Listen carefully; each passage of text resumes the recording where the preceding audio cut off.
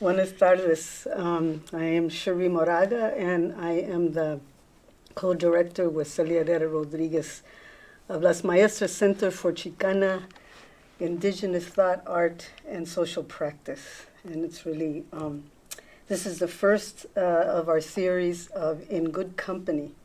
And the Latinx, Latino, Latina, Latinx public voice is what we're featuring. Today, I'm really happy that first on our agenda is Luis J. Rodríguez, and we have three other folks following, in the next several weeks after him, Roberto Lovato, Maria Hinojosa, Cristina Rivera Garza.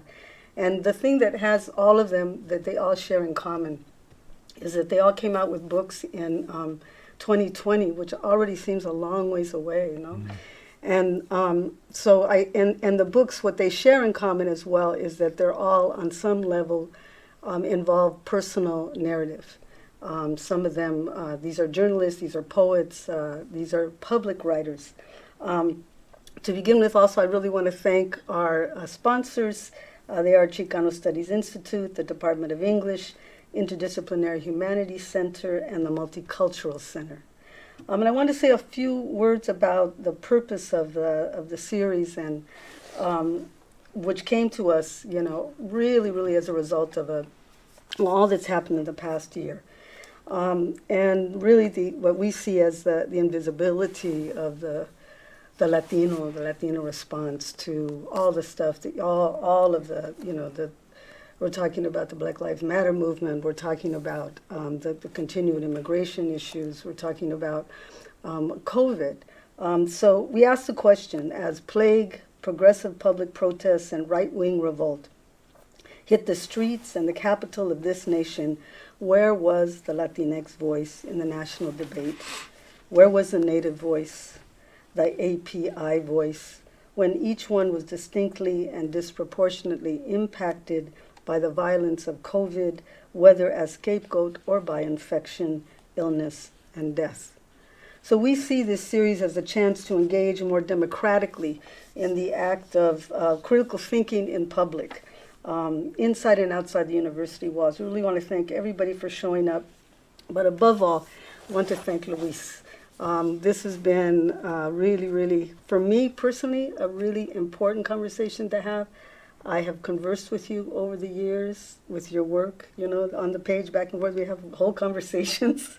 And so it's really a pleasure and to do it aloud. And the response to your coming has been really impressive. And we are, on behalf of Las Maestras Center, we're really honored to have you here. It is a great thing. I'm going to do a little bit of a bio of you, so some people may not be as familiar as others. Some of us, really have followed your work for many years. So Luis J. Rodríguez, and this is my line, at heart is a poet of the deepest intention, and that's how I do experience you. He has published 16 books in all genres, including the best-selling memoir, Always Running, La Vida Loca, Gang Days in LA. And many of you may be very familiar with this book. His latest memoir is its sequel entitled It Calls You Back, an Odyssey Through Love, Addiction, Revolutions, and Healing. From 2014 to 16, he served as the official poet laureate of Los Angeles. Luis is the founding editor of Tia Chucha Press, now in its 30th year, and the co-founder and president of Tia Chucha Centro Cultural and Bookstore in the San Fernando Valley, down here in LA. So much of what Tia Chucha's has achieved and its impact on the lives of Raza has occurred also in concert with Luis's much revered wife and partner in arms, Trini Tlazolteoc Rodríguez. For the past 40 years, Luis has traveled nationally and internationally to offer poetry readings, do reportage, and engage in indigenous ceremonia. In recognition of his decades of Chicano indigenous spiritual practice, Luis also carries the Mexica name Michcoat Itzlacuilo, among other honorifics. So to begin with, I think we should begin with the title of your book, which I love, because I love what it implies, From Our Land to Our Land. So can you tell us how you came up with the title? And I heard iron culture, the right-wing columnists and speakers say that she had 4 generations in this country, so therefore she's Native American. Okay. And I'm thinking, well, that sounds great. No problem with that. I have no problem with that. But she looks at people like me as the strangers, the aliens, the ones that don't belong. And my family, through the Raramuri, Tarahumara, have been here at least 10,000 years. I don't want to be comparing how much time we're here, but it's important for people to know you can't just dismiss the people who've been here longer than anybody. And the way they do it is by labeling us as not being indigenous, de-indigenizing us. So from our land to our land is really my mother having me born in El Paso, Texas, when we lived in Ciudad Juarez. And it's all part of the Chihuahua Desert, which Raramuri and other native peoples have been at for at least 10,000 years, probably longer, that we were going from our land to our land. The border's been there, 200 years? Not even that long. Whatever, 150 years. And that's nothing compared to the length of time my DNA, my genetic background makeup is in that land. So that's what I wanted the people to know. We are counter to all the borders and all the capitalist systems, ways of dividing and fighting, getting everybody to fight each other, not knowing each other. We don't belong anymore. As one of my essays says, we don't feel like we belong. The migrancy of the world now is predicated by you're imprisoned by a nation. You know what I'm saying? You used to be able to migrate because the weather forced you, because you needed to, food, you went wherever you needed to go. Now when you're imprisoned by a nation, you have to go through all these passports and visas and papers. The whole world is refugees now. Everybody's feeling lost. So that's what I wanted to express in that. Right. No, I love it. I think that those of us who share your sentiment, just to hear from our land to our land, dice todo. I mean, it says very much. I wanted to start, I have a lot, I have actually pages of questions here for you, so I'll try not to do too much talking. I'll try to let you do the talking. And I also want to say that CELIA Rodríguez, the co-director of Las Maestras Center, will join us at a certain point through our conversation to share some questions and discussion with you as well.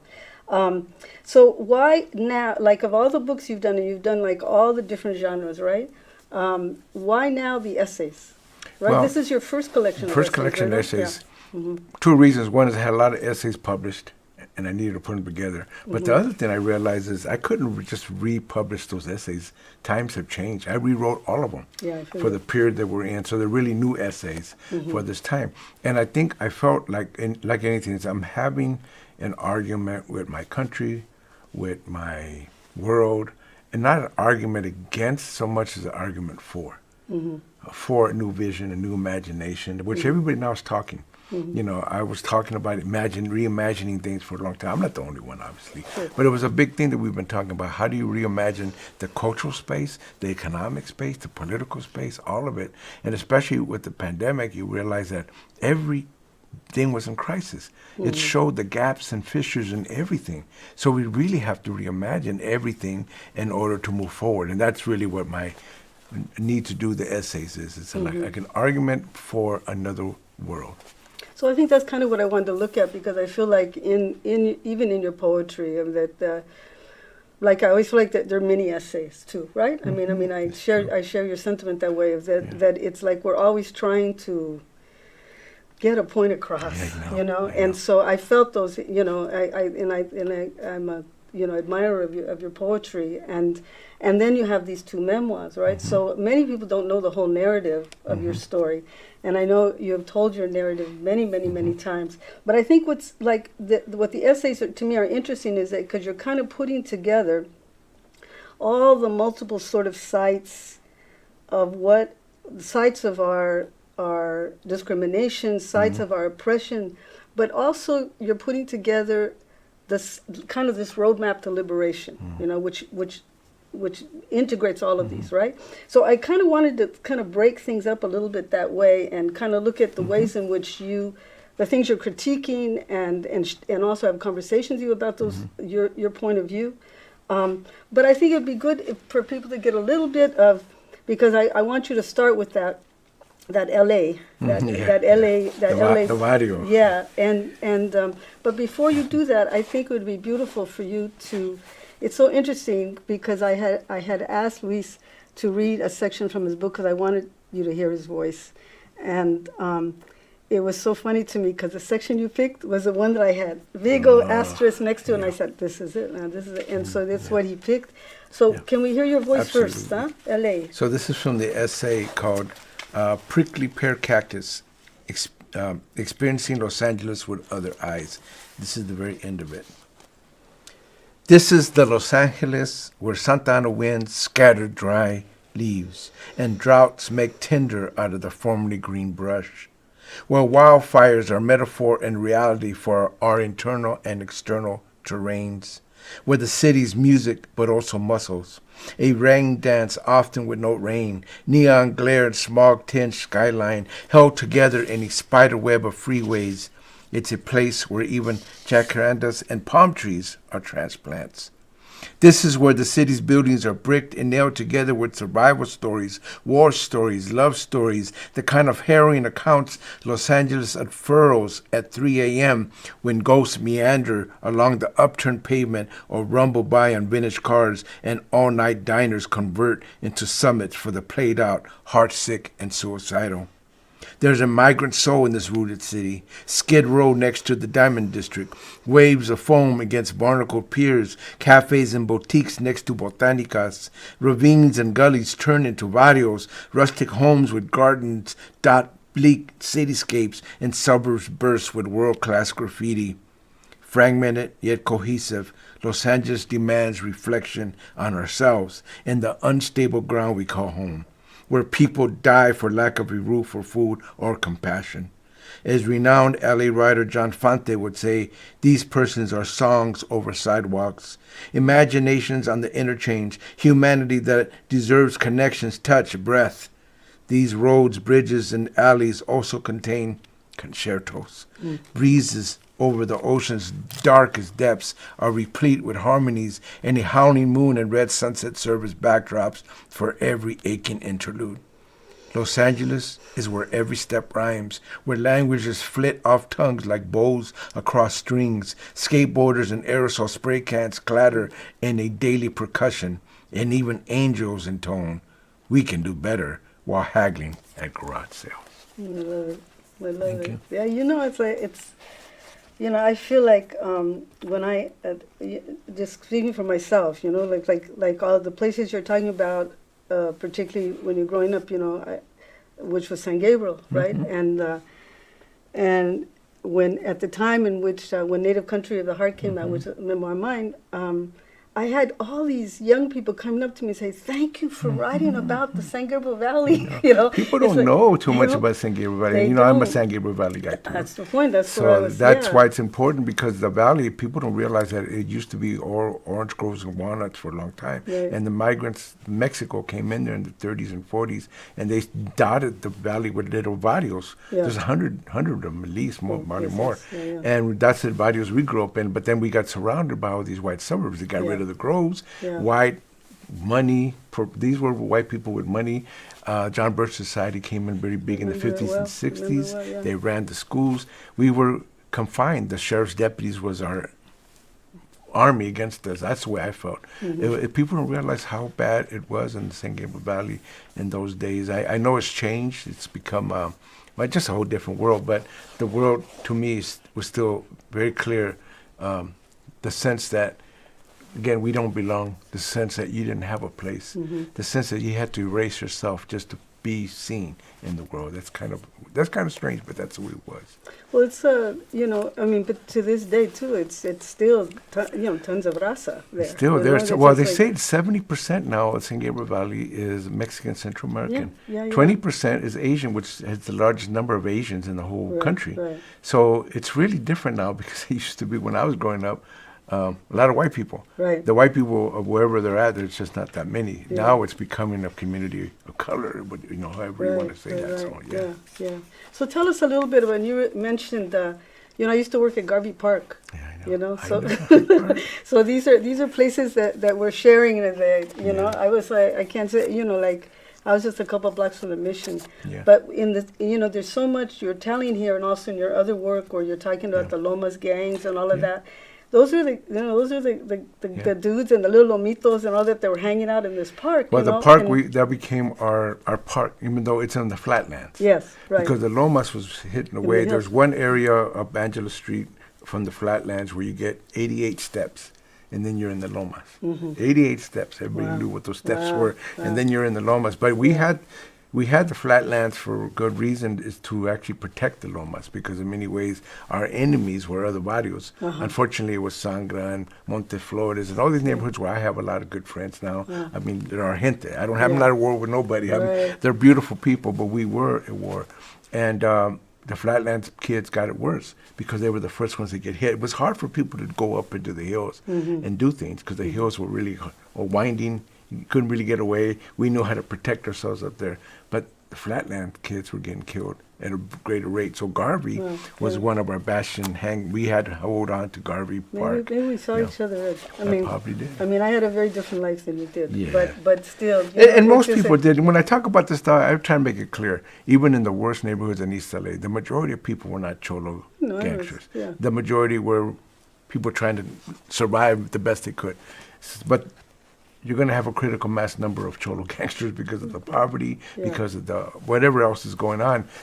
We were in it, and we created a culture that was very dense, so that almost every culture that came to the LA area, whether it was African American or whether it was from Asia or Armenians or whatever, El Salvador, Guatemala, ended up taking up this culture too. The Cholization of our youth was a big deal. I don't, if you were, everybody was becoming a Cholo. Everybody wanted to, it was the thing that spoke to them, the tattoos. We had the tattoos like nobody had. Now everybody's got them, but in those days we were the ones, and we had the cars, the lowrider car, everything, the culture was very powerful, and a lot of people. Well, you even make there's a really interesting chapter in the book, if you haven't read the book, about how the Japanese, there's a whole sort of subculture, Cholo subculture, in Japan, that it's a very, it's like a very, radical sort of, affront, And I need to say, because I was there, I went to Tokyo, my friend Shen Miyata brought me Quetzal, the band, and his Quetzal Flores and his wife Martha were there. We were doing poetry with music. It was an amazing thing, but one thing I will have to say, people say, well, they're appropriating our culture. Honestly, my feeling is they were respecting us. I get this appropriation, I get it, but they were really respecting us and naming it's Chicano. A lot of people appropriate your culture, but they don't tell you where it comes from. Like the vaqueros became cowboys, they won't never tell you that. But there's a lot of other things they appropriate. But they were clear, this is Chicano. And I really thought that was amazing. That they were you make a beautiful really case for it. I mean, I had no idea. And even to see the cholas, the Japanese cholas, that cracked me up. That was really something.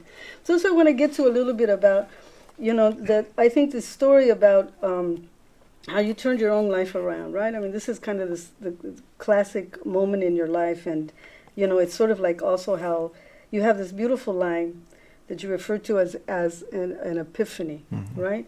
And you say that you need some grace to arise in the darkest hour, right? And in my reading, it seemed to me that grace, I mean, there's two connections that you seem to make around your work. And one is that poetry saved your life, and also that poetry was a spiritual act that also then brought you to your indigenous, that road you walk as an indigenous person. Yeah. So I'd like to invite Celia in right now to maybe we can go. I'm going to talk more about poetry, but I wanted to bring her in to talk. You guys share a lot in common, and so this is Celia Herrera Rodríguez. Thank you. The co-director of Las Maestras, and you guys can talk right over me. I'm short, so it's. Well, thank you, Luis. I in looking at the first thing that caught me was this idea that you propose, end of belonging. Yeah. Because I think, it hit me right in the heart. In this way that we've always been, sort of describing ourselves by what we're not, who we're not. And so this end of belonging really said it well. How it is that we find ourselves in this country, as you just said. Having to let go of everything, having to erase ourselves in order to be seen. Yeah.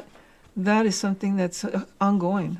I don't think, and it's something that was generational. It happened long ago. Mhm. It's almost like our footsteps are being erased as we step. Yeah. And I was, and then it struck me as you were this next piece that you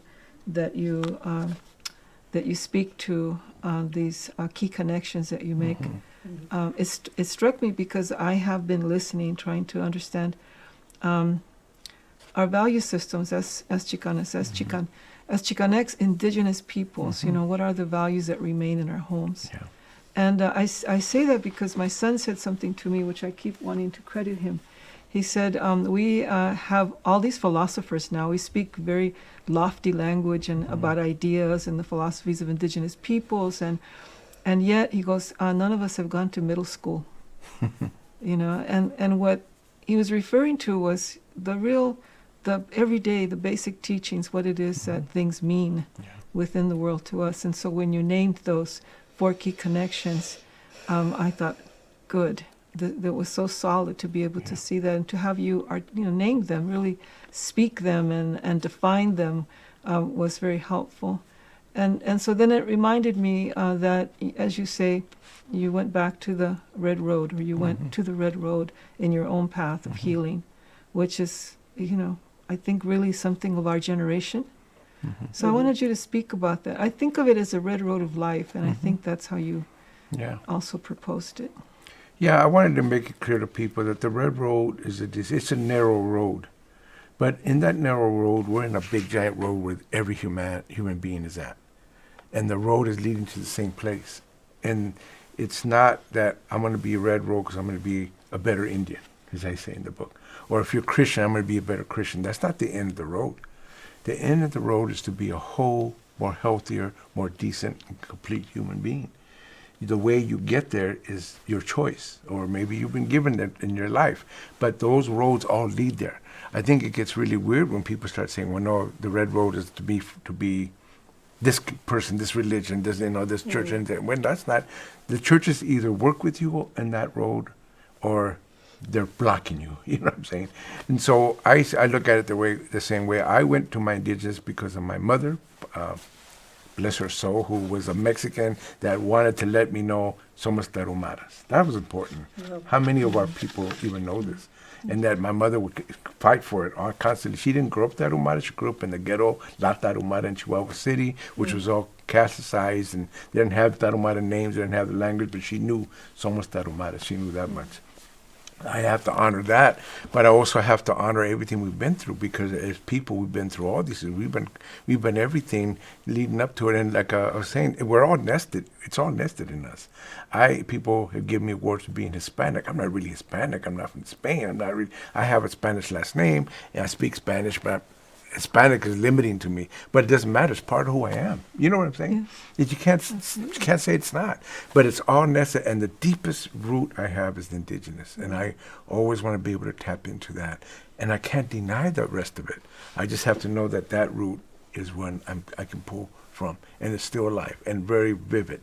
And that's what I think it's important for people to know.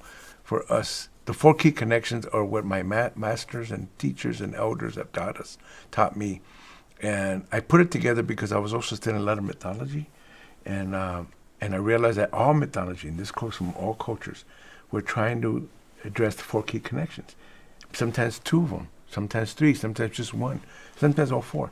They were all telling you stories of how to get connected with nature, and or connected with your own nature, and or connected with the nature relationships, and or connected with the divine. To me, those were all there. And so I'm saying, well, this is perennial knowledge. This is stuff that we've always had. Everybody had this knowledge. This is what makes you whole. When you're talking about a human integrity, which integrity is the proper relationship of the parts to the whole, right? That's what you're looking for, to have the 4 key connections, so you can be whole and part of the whole universe and still have your particular own place in the world. It's interesting how you say your mother brought you back, because I think at a certain point, we think about the Great Mother, we think about our mother, and yet, I think that when I think of the experiences that you had in life, those very real experiences that you had as a young person. And you come to the Red Road and you say it's a healing place, it's the path that you take toward healing. And yet it's the path that you're, in a sense, you turn toward your mother to take you to. And so I was interested in that because I feel like that I was thinking of the Compadres Network also. Some of the work that, and in my own family, like I don't have to think about this too far. I just have to look across my dining room table, and we see all of the things that have happened to us within our generations and before our generations, what we're dealing with in terms of the social aspects, everything from, how society has affected us, how personally. And one of the issues that I see amongst our young men is, how, the question of how to be young men when you say new world. And then I think in this world that we're living in, I guess our centrality as women has been diminished. You say that in a place that here we are kind of all out of sorts. Can you speak more to that a little bit? There's this essay I wrote about men's tears, and it's important because I became one of these tough guys in the gang and in the jails and juvenile hall. But I want to be clear, being tough in that setting is a mutation. It's a distortion. The real tough people were the women, the real tough ones that hanged on to values, that hanged on to family, hanged on when fathers weren't there or were very abusive. To me, the idea of being a tough guy was totally distorted. And that's what I had to learn because I was a sensitive, imaginative kid. That was the story, where I just wanted to be in my imagination. I had to get rid of that sensitivity. You can't do that in the barrio, man. I got beaten down. I got my jaw cracked and all messed up. I got knocked around. I had to be a tough guy. And one thing I had to tell people is like, I'm still tough, but I'm also, now I've gotten back to my sensitivity. I've gotten back to, again, what's nested in me.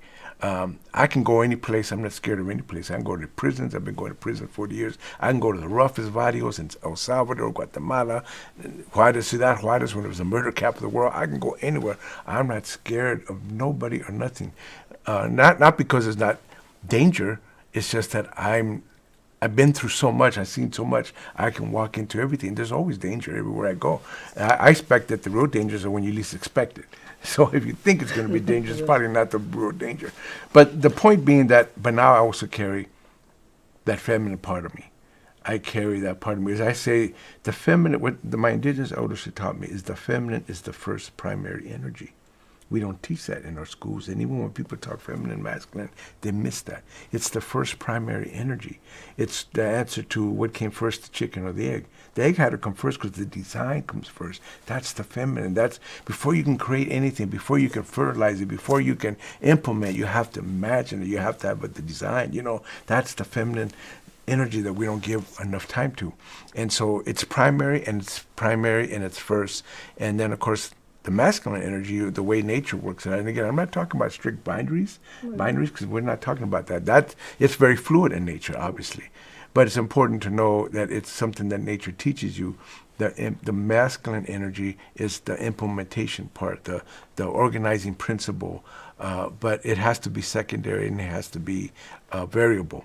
And I tell people, even when you're organizing, the first energy you got to draw on is the feminine, imaginative. Imagine things. Give it full space to imagine. And then think about how to make it work. But intertwine the feminine into the masculine.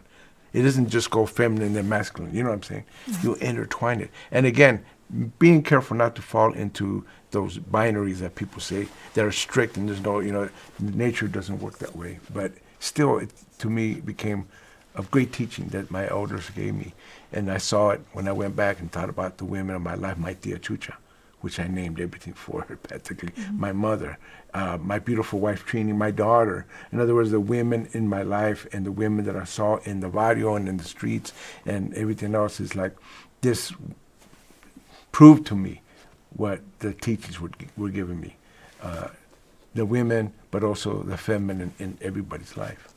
It's, it reminds me then of, and when you say the women were tough and what had to be held on to, it seems to me that, that the fracture happened in our home. So when you were saying, I'm not afraid of anything, it made me think as women, the courage it takes to stand still.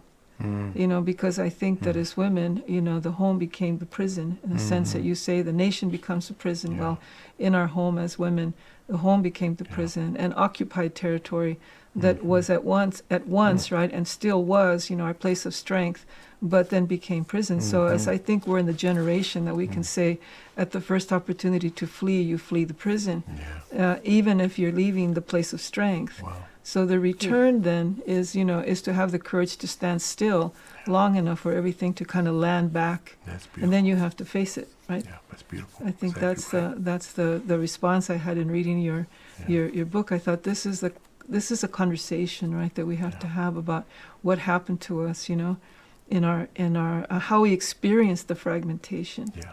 And I think that is what runs through your book, and seeing how it's affected our children, this mutation you speak of, and how it's affected us as women. You say our diminishment.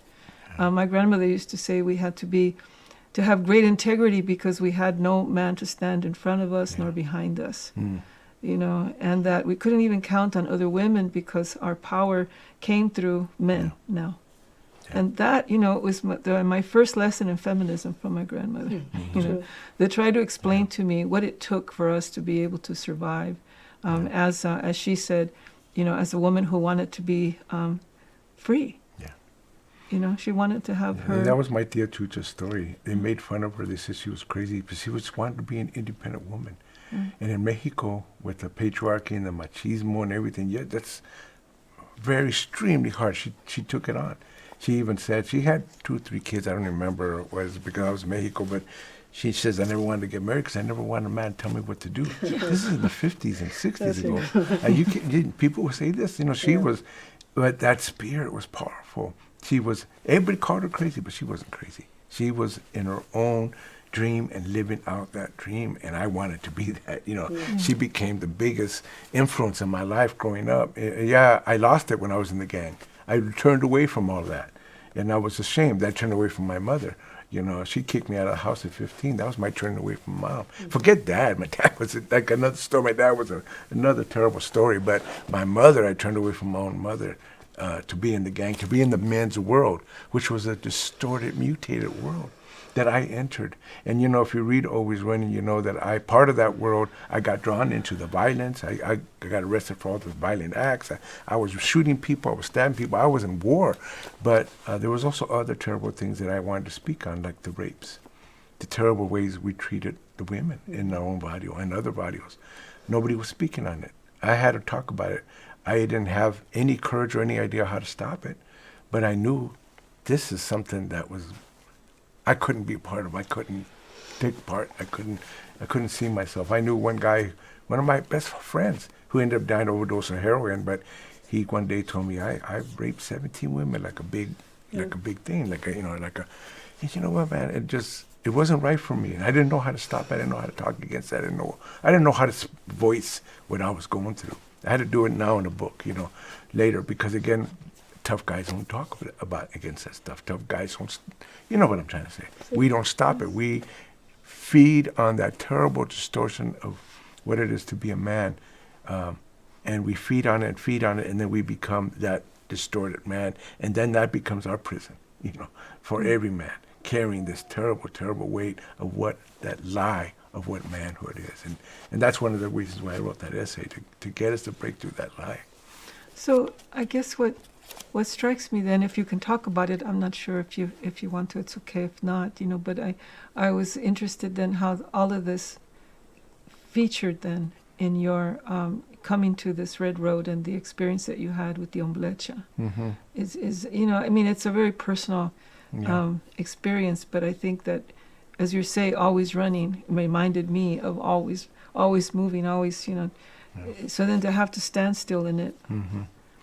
I think the key thing was that I was seeing my son, my oldest son, I have 3 boys and a daughter, my oldest son fall into the same traps. And I didn't know what to do. I didn't want him to do that. I didn't want any of my kids to go through that. So it was me trying to stop him, trying to save him, which really wasn't my job. I needed to give him the tools, connections, resources he can save himself. I eventually figured that one out. But it was me trying to say, I don't want no more, I don't want to raise any more men like that. You know what I'm saying? And he fell into the same thing completely. Shooting up people, having babies from women, then dropping them. And again, I talk about it in my book. I'm not knocking him down now because he's 46 years old. He's a grandfather. He's a really good man. He's gone through a lot. He's done Sante. He's trying. But it wasn't easy for him to get there. Even in his 10 years that he's been paroled and released, he's had a hard time to reintegrate himself and to get to that point. So it was part of my struggle, like, I just don't want to raise any more men like this. And it was helpful that Trini was involved and helpful that other women that we work with was helpful. And in the indigenous communities that I work with, the women were powerful. The hamblecha was really for me to sacrifice something for my son, but also for all our sons, wherever they may be, so that they don't become that mutated human being that we've made of our sons. And as you know, my father, if you read the second memoir, turned out to be a pedophile. He molested young girls, little girls. And I don't mind talking about it. It's in my book. It broke up my whole family. It tore up everything. My family never really come together properly after that. That to me was probably the end result of how all this pain, trauma, distortions can do to a human being, you know, because my dad never got healed. Never, you know, he died in a bad way like that. But that's what we have to address. And I don't want any of my sons or any of my kids or any of my grandkids or even great-grandkids. Now I got great-grandkids. I don't want them to have to, men and women, to have to live.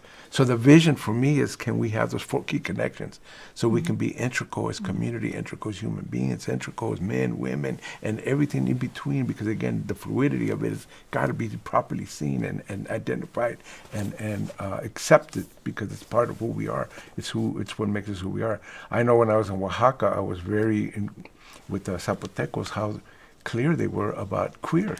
It's okay to be queer, to be trans, to be all these things that in our society we just didn't have a place for. They made space for that. It was, and they did it against great odds.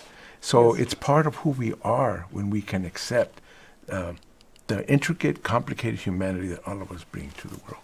I think I really want to make note of that, Luis, in the sense that as Chicano says, Chicanx, that maybe this is what I've been thinking about a lot, is that what brings us back into our bodies, what brings us back into who we are, is an attempt, right, to save ourselves, you know, to save our children, to against great odds, you know, we continue to be who we are, not because, you know, it's in our heads or because we're some sort of seeking enlightenment or looking for something up there, but really because, you know, we are up against it on this red road, because I feel like I keep saying as Chicanos, maybe we live on the road, since we have no way, you know, and in some ways we don't even know where our family, some of us don't know where our origins are, some of us do.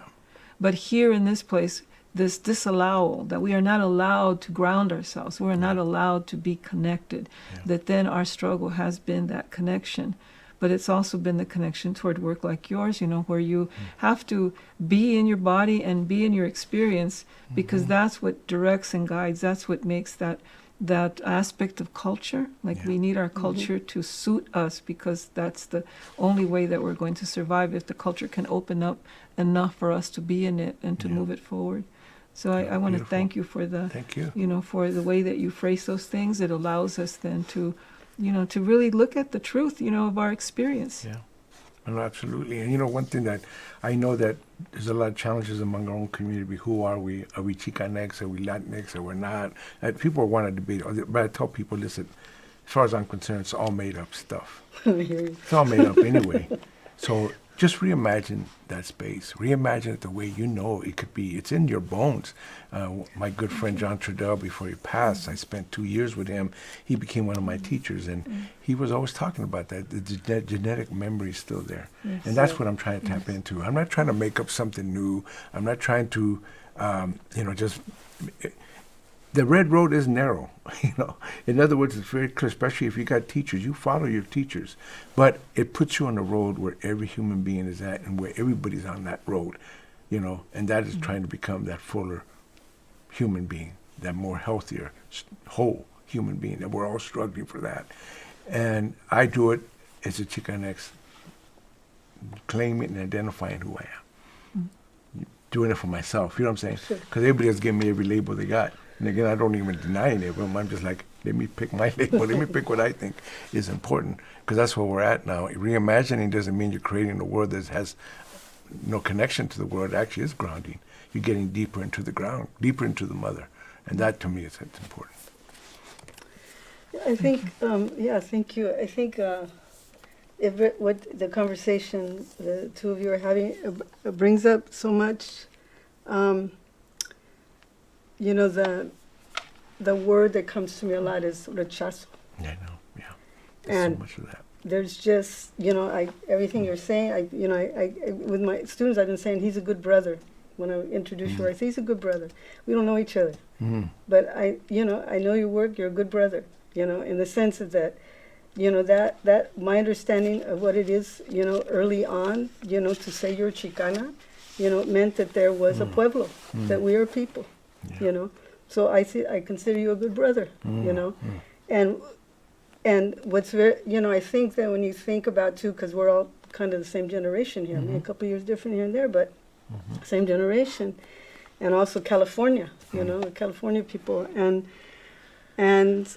you know, there's so if you know, we're talking about, to me, there's a certain, you know, it's like when you talk about your past, you're talking about a certain warriorship, you know, that you've had to endure.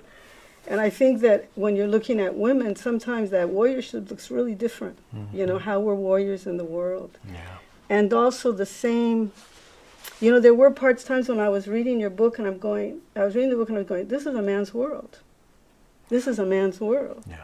And you were traveling every place and everything. Yeah. And I'm just, this is how I read, right? Yeah. And I'm going, well, he's a dude. You know, he's a dude. This is my small self. You know what I'm saying? It's my little small self. But true. you know, but it's good. It's all good. I'm saying this. I wouldn't talk to this. And the reason I'm doing that is to also to come down to earth, you know, and for me to come down to earth, and I say, oh, my brother, I wish, you know, I hope they're listening to you, because I really I want us to be family again. You know, I want Pueblo again. And for me as a young woman walking as a queer woman in this world, it has been constant rechazo. I'm talking in terms of, particularly in terms of your relationship to ceremonia, your relationship to the women I know that have been ostracized, and the trans folk that I know have been ostracized. So what you're saying is beautiful. I'm like, where do I sign? You know, pero la cosa es que what we're, and you know, it's so absolutely, I'm 100%. Thank you, and thank you, Celia. You know, and so I guess kind of sitting in between the two of you here, you know, but you know, how is it that some of the most, you know, then some of the most, you know, machista situations have been in those indigenous circles. Yeah. You know, and That's very true. It's very difficult because you're having to think out of two sides of your brain at the same time, and so then what one does return to, I mean, I'm saying many people that I know and myself, I come back to that grounding that Celia's talking about, making home. You know, you make home, and I come back to art. Yeah. I come back to art practice. That's right. It's like the only way I go, okay, I'm good. I'm good, right? That's right. So can you talk some of that too? I mean, some of the things I brought up, but also how the poetry serves you in your life. Well, I think, again, it's the healing thing. The healing that comes from when you have the idea of these four connections, they really are healing there. There's medicine in all this. And there's medicine in the art that you're talking about, however it's expressed. People don't see it that way, but when you do, you realize that's why poetry saved me. It was my medicine against whatever I was taught and trained as a man in the world. I needed that medicine. I needed to get into the language, the poetry, the rhythms, the imagery. I needed to get into these other energies that I had that I didn't recognize. So to me, it was the medicine that I think is what you're saying. And we have to recognize that we carry the medicine. It's in us. I don't need a doctor for this. Right. It's always been there. Our relationships, that you're saying, there's medicine in that. And this is why it's beautiful what you're saying. With all the diversity, with everything we have, all the variants, whatever you want to call it, we have the medicine is in those relations, not the relations that I want to have, I want you to have with me, or the relations that I think you should be to be fitting in my world, the way it really is. That's the medicine that a lot of these people are missing, who the rechazo que hacen. They don't realize that they're unhealthy because they can't open up to that. You know, so I can't. It's not my world. Obviously, it's a world that other people have, but I can understand it at least from the viewpoint of how my own rechazo was done. But it's not the same, and I understand it. But I think I'm in that community, the community of all of us who've been exiled. Yes. All of us exactly. who've been sent off somewhere else. All of us can start looking at each other. And art is, to me, the key. That's one of the key connections.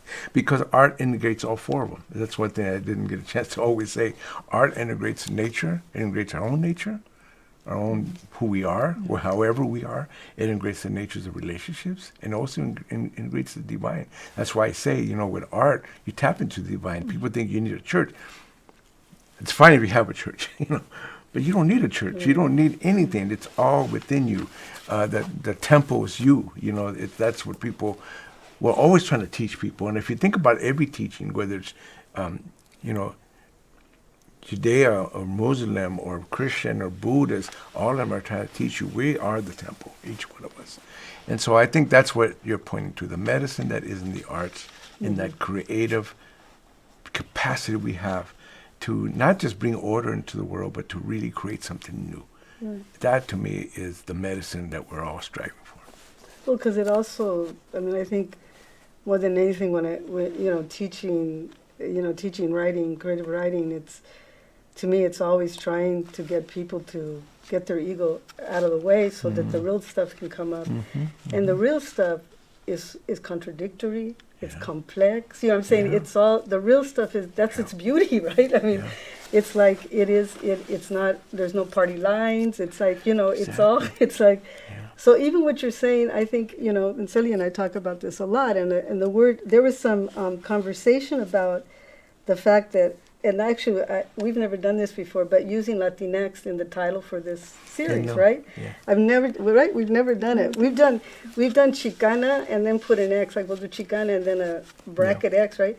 Because we always say we're not willing to give up the A, right? And so, you know, and again, this is not talking about binaries. We're just talking about that for those of us, particularly, you know, as mujeres that came up struggling to be recognized, you know, that the A was very important, right? Totally. So when the X came in, we've gotten some feedback about it. I know, I got it on my Facebook too. Oh, did you get? Yeah.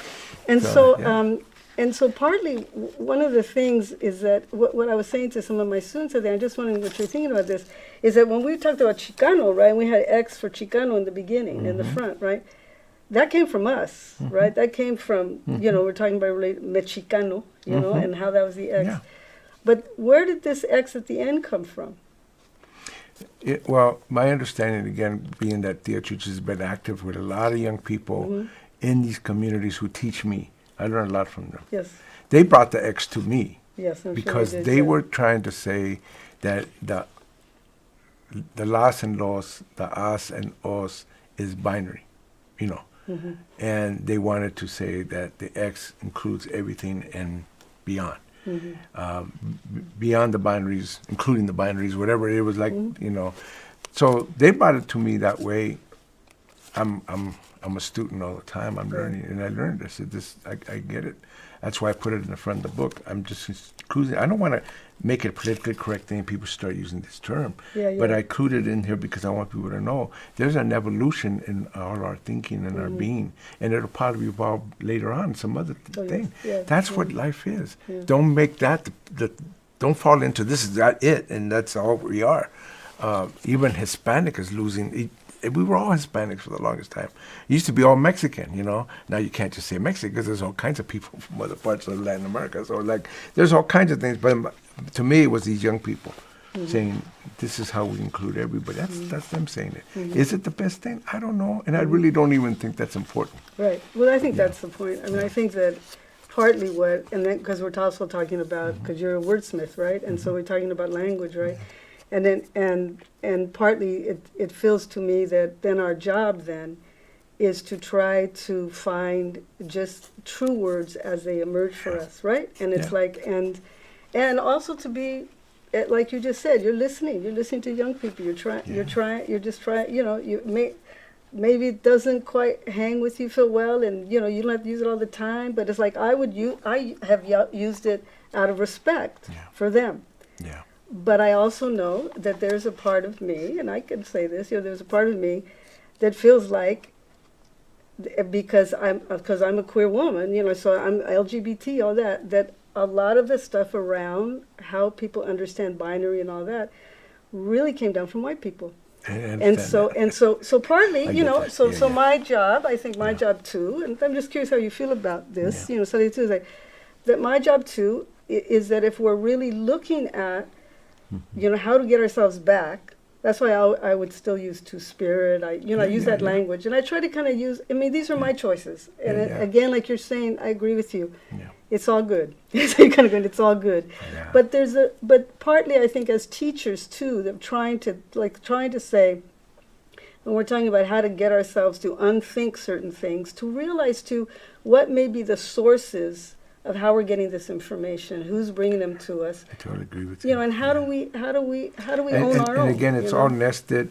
We learn from all these people give us things, and this is why I go back to the indigenous ground, which is still valid. It's still true. It's not like an old, archaic. That's one of the points. Is, these are Indian ways of doing that. It's all bad back there. It still has vitality, and they understood the dualism. And they also understood that it wasn't a strict thing. You know what I'm saying? Yes. So you have to try to take that into account. It's like I get the dualism is there, but it wasn't this crazy strict thing. They understood how it went from more like this than like this. So it's just us learning and not forgetting all that knowledge. The indigenous mind, and I say is the first mind. The mind where human beings were first into the world that we can say is the first world, or wherever it is, the first peoples, everything else, was a very complicated mind. They knew a lot of stuff. And a lot of mythologies, stories that they told were giving you these lessons about all of this stuff. And so when you go back and you can reconnect with that, recapture it kind of, it really helps inform and guide the rest of it for me. And that's how I go through it. I'm also I'm a Marxist. I study Marxism, but I get the limitation. Marx still had an European lens. So there's a lot of amazing things that Marx did. Engels, I read all this stuff, amazing. Like they broke down capitalism, man. It's still valid today. The breakdown. But on the other hand, there was still European lens. There was something missing. So you begin to look at, okay, what are the gaps? Where do you go to fill it in? You know what I'm saying? Where do you go to make sure that you don't just fall into, I'm going to do all this or do that. I'm going to be knowledgeable about all of this because there's a lot of gaps in all of it. You know what I'm saying? And I don't denounce Marxism. I don't denounce any of that stuff. It's just more like there's a lot of knowledge that I can draw from. And again, it's all there. It's integrating all this knowledge. And it integrating in such a way so that it actually intersects adequately. Properly, I don't know if that's the right word. But, where you begin to pull together, like I said, the proper relation of the parts to the whole. That's a struggle, But most of us is like the saying goes in Eastly in your Lot. Our face and heart, our essence and appearance sometimes don't connect. Sometimes it's misaligned, and that's a great indigenous concept. The Mexicas had that. How do you align these things? How do you align yourself with everything, really? How do you align yourself with the cosmos? That was the whole struggle of the Mexica cosmology. Alignment. They say, well, they had gods. They didn't have gods. They were energies. They never saw God. The Western world came in and said, these are gods, and we're not gods. They were energies that we had to figure out, understand, so that we can align ourselves. That alignment, to me, is really what we're getting at, closer and closer. So I get all that stuff coming from this world, coming from a lot of other people, but I got to also hang on to what I know. You know what I'm saying? And I think that's some of it is generational, all of that. And I think the world that I imagine, or the world that I long for, is that how we're just doing this thing but actually, traditionally it would be multi-generational constantly, right? Yeah. And so what happens instead is that they have one teacher, and but our job, I think, really is to, like you were saying, is to listen, but at the same time, to carry what we know and offer it to them, Yeah. in order for them to also to learn the body of knowledge that we've walked with, Yeah, you know. And that's so, exactly I right. mean, I think that, you know, I guess what I'm saying is that it is a holistic perspective.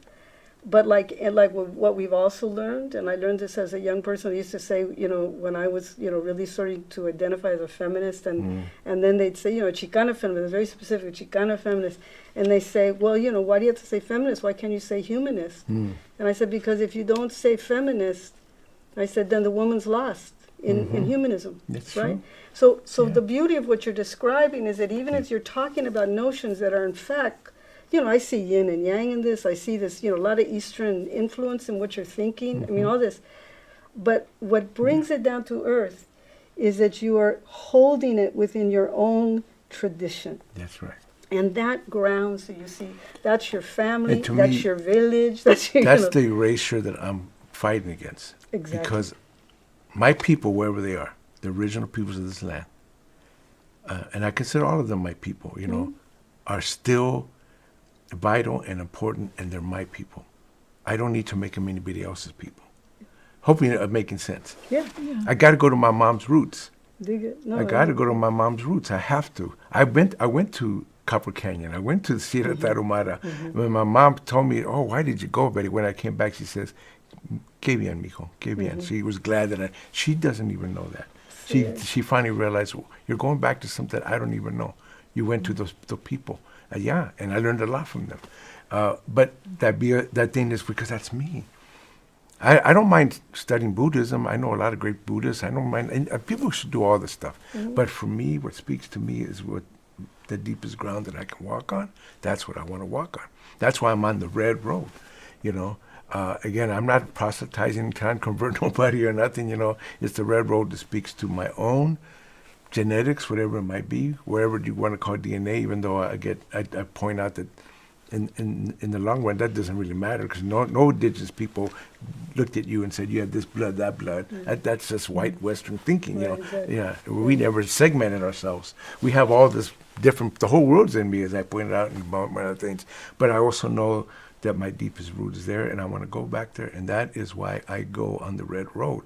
It speaks to something deep for me. I've been Católico. I went through born-again evangelical period. I went to the atheist period. You know, I believe in nothing. I've been through all these things, and I go, okay, but this is the one that I needed to walk on more, and it takes me further where I need to go. I think that's Hang on one second. I just want to remind folks that if this is a great conversation, chat with us. Let us know what your questions are, or things that you didn't understand, or would you like to hear more about. Go ahead, Celia. Well, I was just thinking about poetry and the word and symbol, and I was thinking that this language, it's so dangerous. You know, sometimes I tell Sheree, I feel like I have to leave the back door open just in case we have to make a quick escape, you know, because language right now is so dangerous because it has been so politicized. But politicized language can still be assimilationist. We're still dealing with this, and so my prayer is always that we get to speak with each other. That we don't always have to agree, that we can have different positions, that we can engage. Because I think about the indigenous world, as much as we know about it, and looking at symbol, looking at the codices, looking at what's left, at the fragmentation, I feel like the fragmented knowledge is still all around us. It's still alive. It has a spirit. And the way we connect to it is by speaking it, by naming it, by calling it forth, not necessarily defining it. It doesn't need hard edges. It needs to remain alive so that we can engage in it. I think our people in the reading of the codices, they always read in groups. They read by memory. The symbol opened up an idea. The idea was considered. They brought everybody to speak to the idea. That's how I understand it. And whether that's true or not, I don't know. Except that in ceremonial life, it always is that, the moment what we call power time, when there is this feeling that you understand something and you can speak to it, that you can join in with other folks in considering it. It doesn't mean that you have to agree. It means that you consider, that there's a moment that you can hold it inside yourself, and as we do that, then continue to grow. because I feel like the act of self-determination, that embodiment that we are in process of, requires that we listen to each other and be in that moment of consideration before we jump to making these hard definitions about what's right and what's wrong. That, I think, is the binary, because in between that is what we're trying to do or trying to imagine, trying to have, come out of us this language that I feel is a spirit language that stays, alive. And when you speak about root, I keep reminding myself that roots are alive. Yeah. And when we say the root, it means that it's with us all the time, that we are the extension or we're what shows of that root. We're what breathing life of that root. So the root is with us and alive every time we name it and every time we look back and we reflect it. So I think that the act of being, whether that's Chicana, Chicanx, however we want to define, wherever we're living it at the moment, is that acto, ¿verdad? Of continuity, that we insist and hope that we have the sensibility, the compassion, the empathy with each other, that we can then have that moment of reflection with each other, remind each other of things, Well, to me, that's so perfect for me because Chicanx is that creative act. It's not an act of this is tradition, it goes back 10,000 years, but yet it's in there. And we're using words, colonial language. We're using English, Spanish. That's why if people make it, the Spanish don't use that word. Yeah, I get it, but we're not even trying to be that, you know. Exactly. We're not trying to be good English and good Spanish. And I can write and speak both languages. I can be good in both of them, but we're also creating something new, and it's constant. And that's what's important, what you said, to just be, where language isn't even important anymore. You know what I'm saying? It doesn't matter. The language holds some of it, but then after a while, there's no language for what we're talking about. That's what you want to get to. The place where there is no language that can carry who we are and what we are, and you don't have to even define it after a while. I get why it's important to define, only because you want to make sure you don't miss anything. So much gets missed. That's good. And so you want to make sure, I want to identify, I want to name this. I want to name it because I don't want it to be missed. I want to name the body experience or the queer experience or the experience of a distorted male, whatever. I want to name it, but I don't want it to be the end-all, be-all, because I want to get to the place where just being who we are, just being, eventually language is inadequate. You know what I'm trying to get at. But I think you're talking about a time, too. It's that, that you, create, particularly as writers, you create language, or, as public artists or public people, and you use language, you're struggling with language to find the language to go. And it does then, because of the times and social media and all that, it gets very quantified very, very quickly, and so you become, what I'm pointing out, one becomes a spokesperson about something, when what you're trying, it really is a conversation. And I think that we need to liberate ourselves, because I think it also, what happens is that there is a certain censorship that can happen because of that, because of being, like you were just saying, something, the word, letting a word out, And so it's, the times are hard. I'm saying this too as someone who works in academia, where I feel like things get very quantified, and young people are learning that quantified language oftentimes before they hear the qualified language. The language of contradiction and complexity and nuance and all of that. We need to be doing, so to me it feels, over the years that when you were talking about decolonization or de-Indianization, right?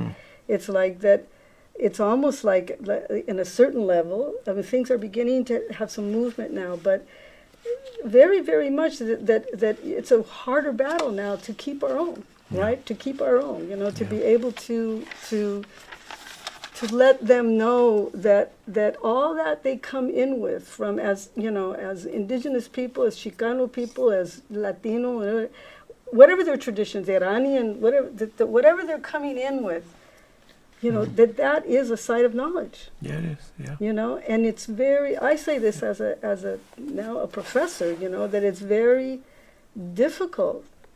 To sometimes to convince people, because already by the time they got to college, they've they've looked away, not because they wanted to, but they have been indoctrinated to look away, and so our job is to bring them back, but it's a task. It's a hard place to be in, where the multiple tensions are real. But to me, that's where all the energy in life is, right? You got to be in those tensions. And it's not to weaponize one or the other. That's what's happening. People are weaponizing words and language. They're attacking us for using Latinx. I'm not attacking us, but some of it sounds that way to me. I see some of these things that go, okay. And I'm not going to argue with anybody because it's not about that. It's like, this is the world that we're in. This is why all of this is important. Because we're getting to the place again where it's like my DNA elder would say, when I told him about my DNA, and don't forget you're complete and whole as you were, and when you were born, as you are. You're not all these little things that everybody wants to say. You're not fragmented this. You're not. And culture makes a big deal about 4 generations being in this country. Who cares? The planet is our nation. The world that holds us, everything, the sky that we breathe. We got to get to that place again. Doesn't mean you don't have identities. Doesn't mean you don't have places. Doesn't mean you have your own religious expression. All those things are there. But you just cannot forget that we're all in this world. The big nation is the universe that we're in. And we constantly forget that. And we're weaponizing my little group, my group, my tribe, my name, whatever. All of this discussion is important, but I'm not going to weaponize it against anybody. It's to get us closer to what we want to get to, which is, again, where language can't even hold what we're talking about.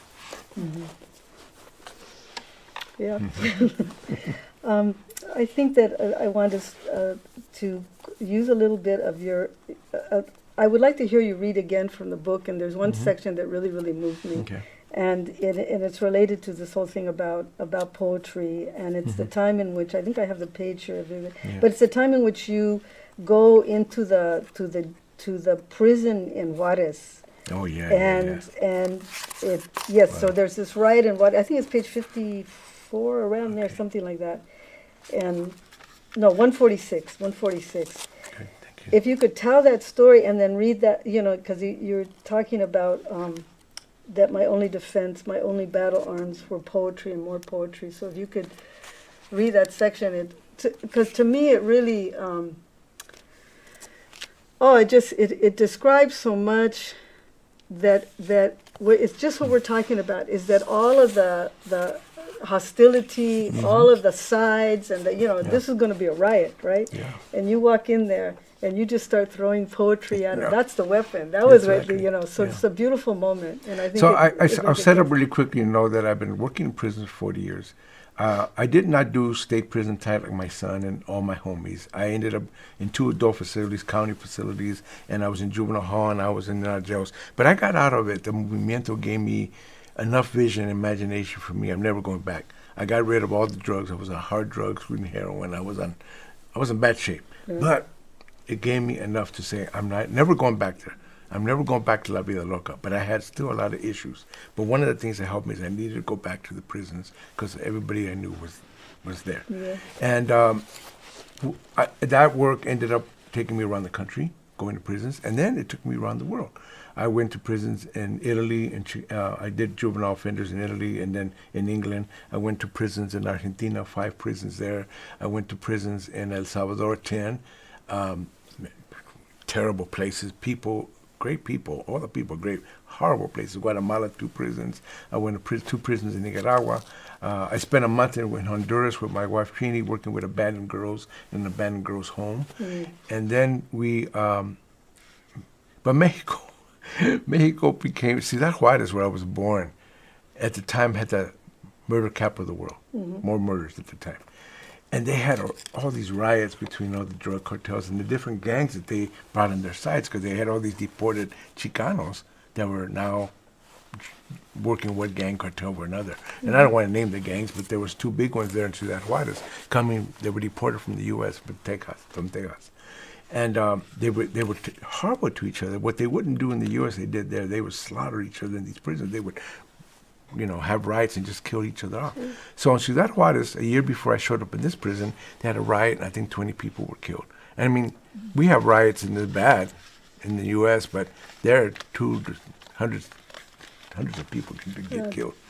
So they had the group that had been attacked the most, the other gangs. On one prison, they sent these other guys off somewhere else. And this was in Chihuahua City. So they brought me in there because, again, somebody heard about my work and they wanted me to come in. And the warden was so funny. He says, no, I'm not going to let you come in here. Who are you? You know, and I was telling him my story. But when I told him that I was working with the Maras in El Salvador, he kind of says, you working with the Maras? Yeah, I was there. I was in all these prisons and working with these people. Oh, okay. He finally caved in. So he lets me in. So there was about 200 to 300 guys sitting there. And at first it was cool. They were kind of quiet. But I'll read you the section of being inside of there because you'll get the idea of what happened. In the Chihuahua prison, I walked into a cell block that held the group who had received the brunt of the attack the year before. We had about 200 guys in the dark room. At first, all was well as I talked about my books and the work I did turning around gang members and other troubled youth. Then the warden showed up. All of a sudden, the prisoner's demeanor shifted. It turned out the warden had never set foot inside the prison walls. Now the men fixed their gazes on him. They stood up, and in bitter tones, they complained about the terrible conditions they face. No work, no training, no basic amenities. A gut feeling overwhelmed me, something I've learned to trust in these situations. The prisoners were going to kidnap the warden, and probably me as well. If this happened, and we'd be very likely to be killed. Because these guys didn't play. Yeah. These weren't guys that played around. These were a lot of terrible murders, terrible things that happened between these people. The two guards with the warden were no match for the men. And I hope I can say a cuss word. Yeah, I think so. Okay. We're not on radio. Okay. We were fucked. I mean, I could sense it. I knew what was going to happen. What do I do? You know, what do you do? I got no weapon. What am I going to do? I want to fight these people? They were set, and I knew they were going to kidnap us. The warden never sat in. He was scared to death to come in. He came in there because I was there, but then he's sensing it.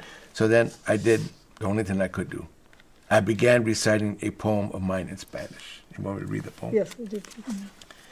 Pedazo a pedazo te desgarran, pelándote capas de tu ser, mintiendo sobre quién eres, hablando por tus sueños. En el escuador de sus ojos tú eres un criminal, vistiéndote en una chaqueta de mentiras hecha de acero a la medida, eres su retrato perfecto.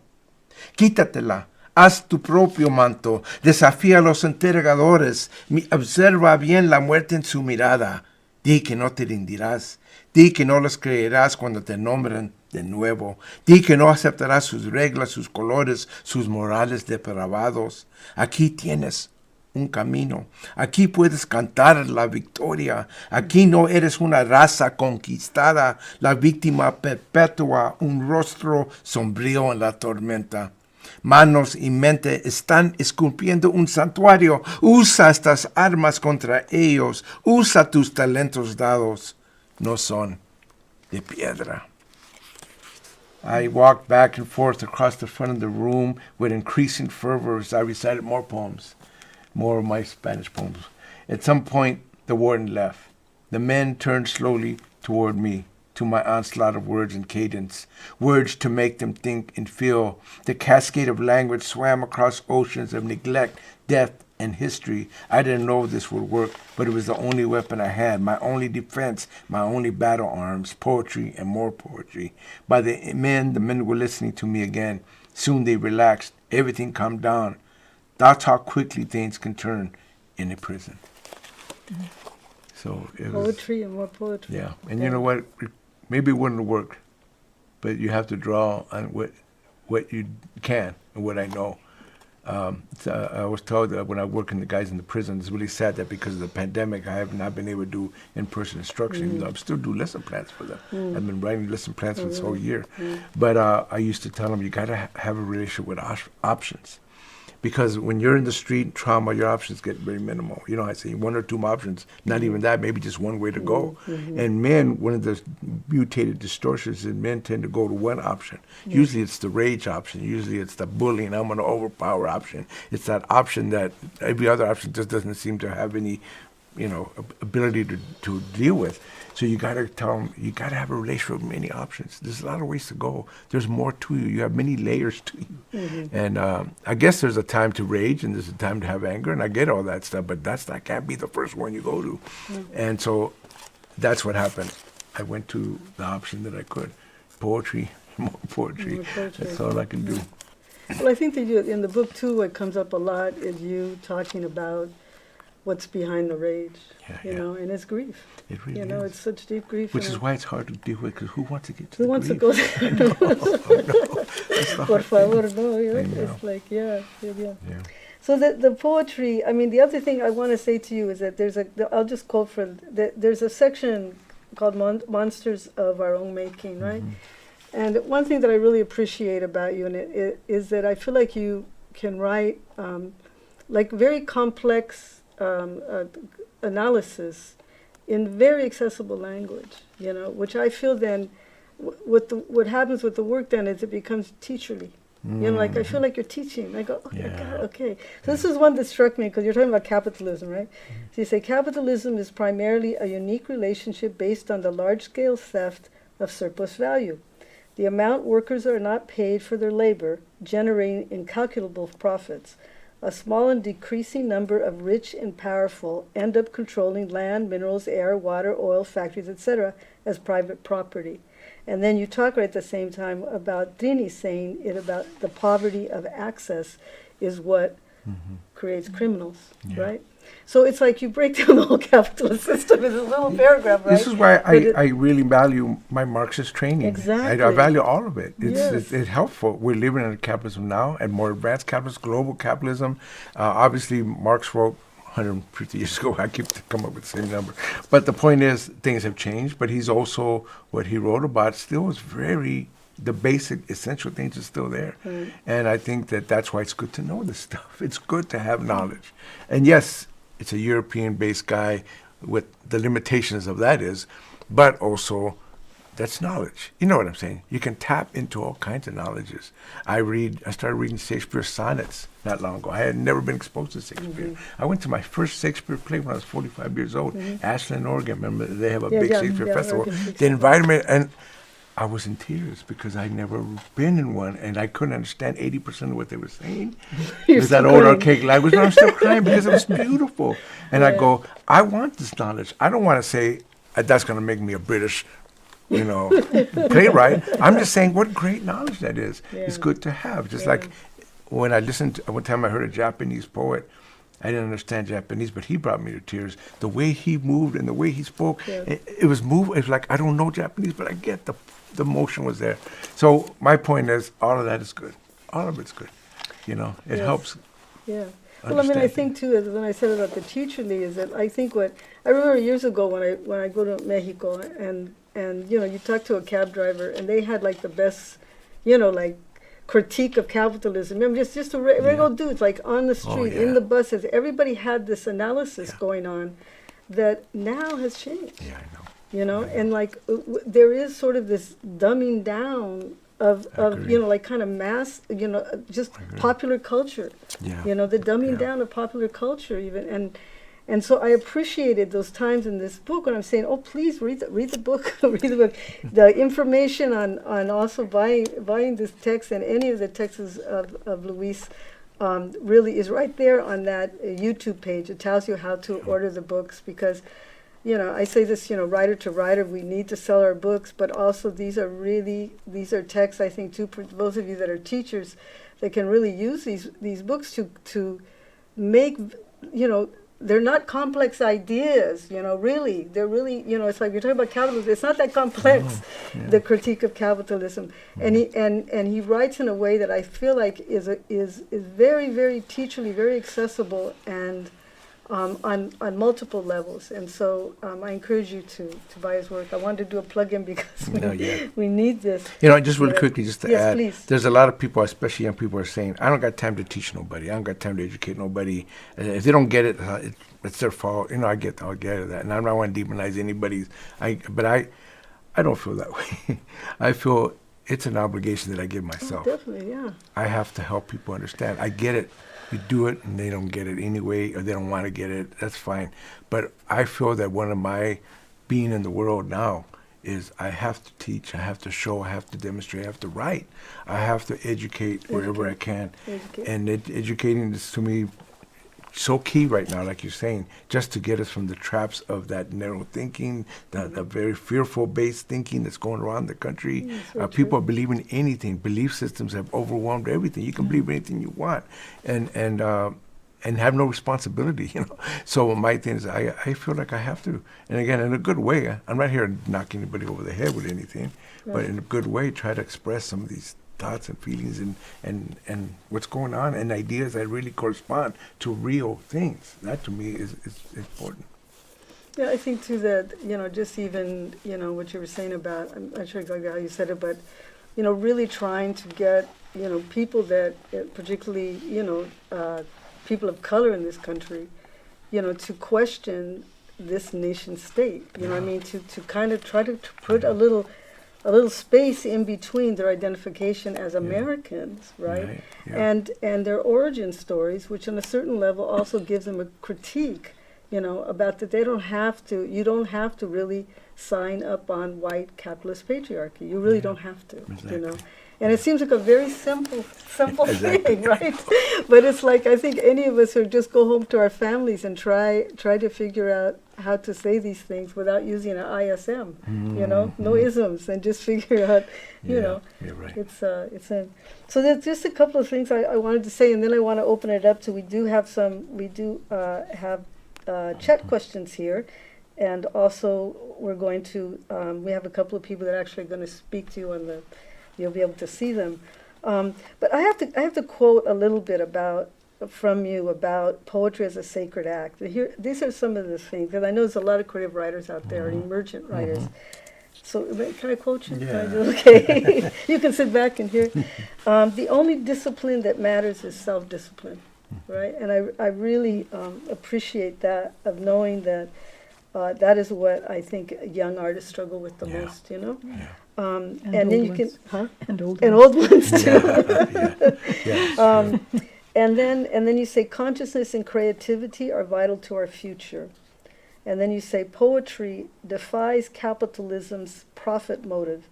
It is not easily monetized and exploited, hence its lack of importance in our modern culture, right? Which I thought was very right on. You refer to poetry and poets as medicine. Poetry is essential soul talk we rarely find in this society, right? And this was the best counsel, I felt. Go to the broken part of life and risk presence, not pretense, ritual, not performance. Yeah. So you want to comment on any of those Well, ideas? yes, of course. And I think that it's getting back to the face and heart initially in your Lord, that there's an alignment, and my struggle to align my face, my appearance, my representation with what's essential is a lifelong one. Poetry connects it better than anything, because somehow the poem, even the shaping of the poem, is really those two things. I found that when I was writing poetry, I was going to be more expressive of things I couldn't do in any other form. I mean, feelings and pains and rages and griefs, whatever it was, is coming out in poetry. Sometimes I would do a story, but sometimes it's too much in my head. The story, which is good. The story is interesting, but it doesn't really reveal, though. Sometimes it does. A good story can do that, because I've written in all genres. All of them can do it. But poetry got me there quicker and more powerfully. And this is why I think of poetry even when I'm doing prose. I think about, that's why I had to do that poem, that LA kind of poem, even though it wasn't prose. It's just so that, because that opens you up in a certain way. I think people figured out poetry, any art, opens you up in such a kind of way that you're inviting and also welcoming to the energies that maybe you would not have felt or dealt with otherwise. And it's great psychology if you want to put it in those terms. I don't want to use the Western words necessarily, but it's great psychology. It's really helpful to understand all of who you are so that your fragmented parts can find their whole, can find their connection. So poetry does that to me. And that's why I even start with poetry, and then maybe some of it will become a novel or a short story or an essay. But the poem is the door.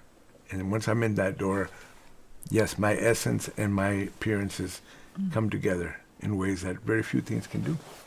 So do you do anything to get there? Well, there's a lot of things I do know. One thing about my indigenous roots and my ceremony is ceremony.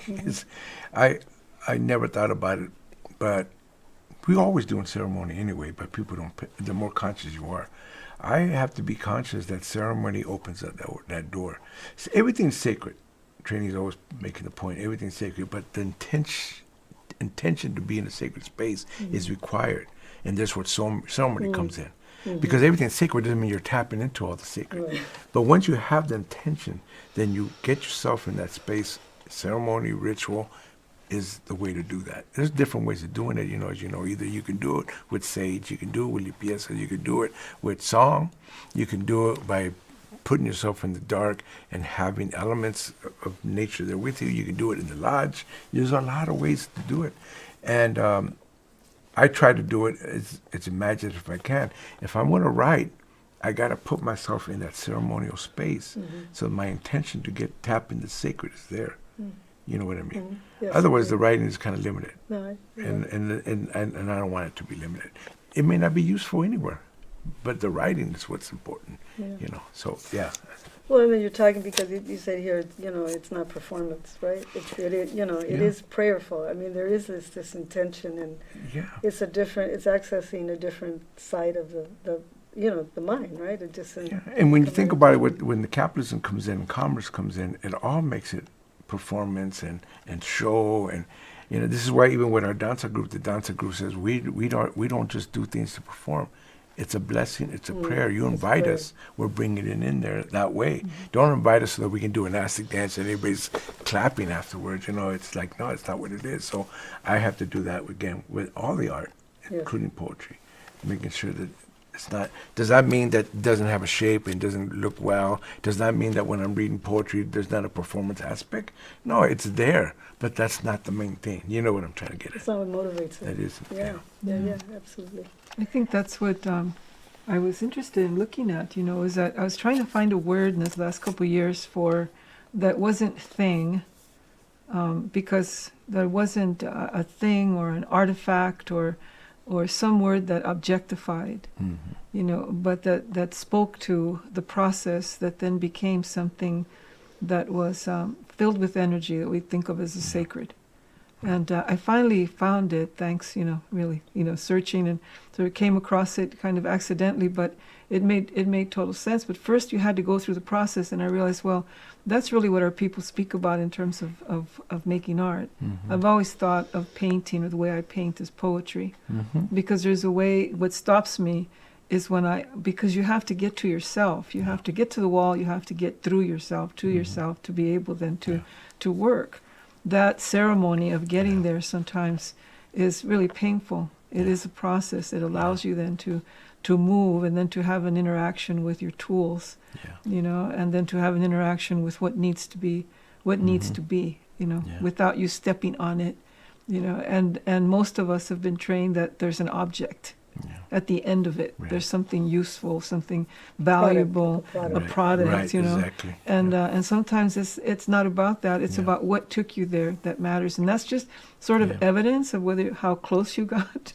Hopefully, how close you got, or how far you are from it. It tells you that too. And sometimes I think that that's even the most helpful thing. When you see how far you are from it, that it helps you then see what the work is.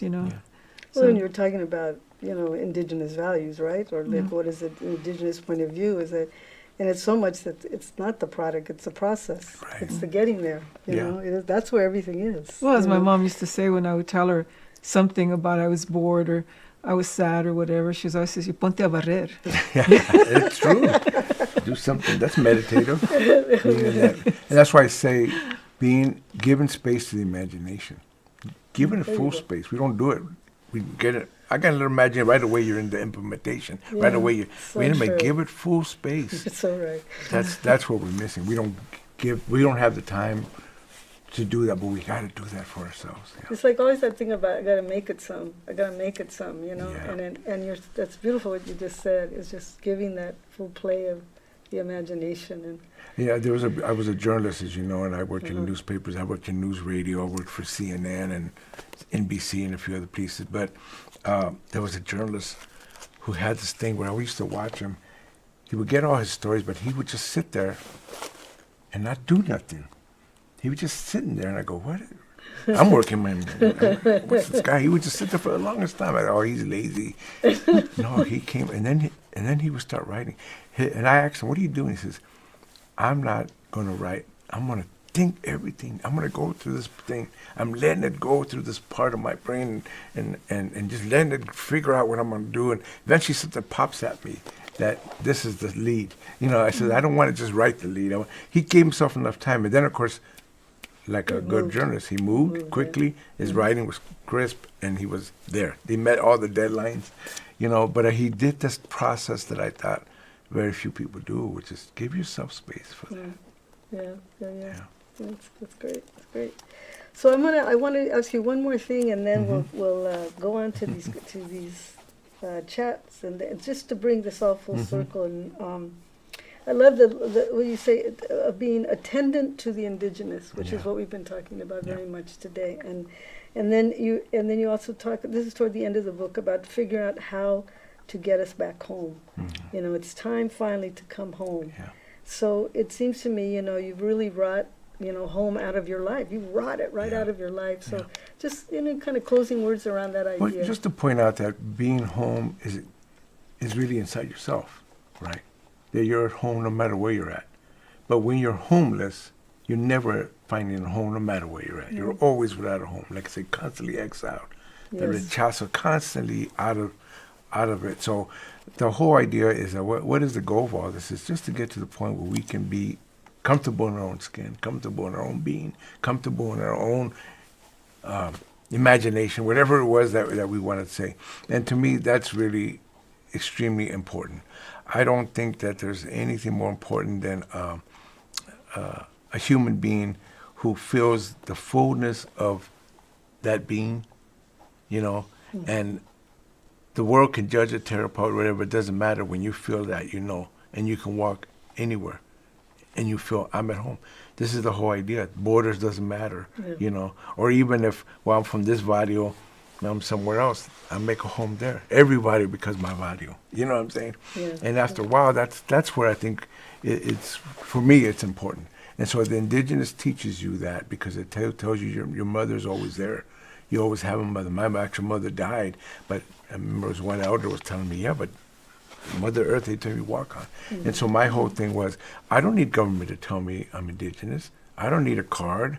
I'm indigenous just by the way I walk, how I walk, where I walk, what I do when I walk. You know, every place I'm at, I'm indigenous to that land. And really, all of us are. You know, all of us as human beings have that. And that's important to reclaim that part of us that connects us no matter what other people have created, belief systems, religions, political parties, borders, everything that was created and made up. You know, it's all made up stuff, you know, and so that's what I'm trying to get at. Yeah. Great, thank you, Luis. So I think what we're going to do now is go to a couple of, we have a couple of students of ours, one of them, well, I'm going to kind of frame both of these. There's several students that actually recorded some of their questions to you, and two of them were selected. And the first one is Yesenia Ramos, and both of them are from my class. I'm teaching a. Oh yes, thank you. Okay. See, he knows what he's doing much better than me. I think. Let me see here. Yeah. And I'm teaching a class. That's by the same name, which is the Latinx Public Voice, right? And the Good Company. So the first person would be Yesenia Ramos, and she has a question for you. And There she is. Hi, my name is Yesenia Garcia Ramos. I am fourth year UCSB. I'm an English major and I am pursuing a creative writing specialization. Thank you for joining us today. I really appreciate you taking this time and answering our questions. So, in Constant State of Pregnancy, you describe teaching writing through the 3 E's: examine, evoke, and express. I believe this goes back to the third connection, the need to restore respectful and meaningful relationships with others.